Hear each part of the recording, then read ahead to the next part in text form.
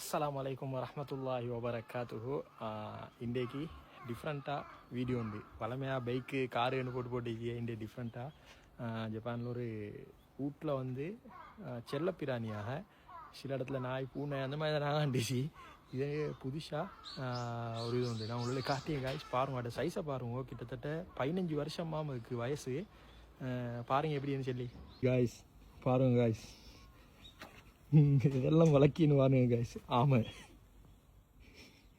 கிட்டத்தட்ட இந்த ஆமைக்கு 15 வருஷமாக காய்ஸ். இதோட வயசு வந்து 15 வயசுன்னு சொல்லி அவங்க சைஸை பாருங்க காய்ஸ். டிஃப்ரெண்ட் ஆயிடுச்சு காய்ஸ்.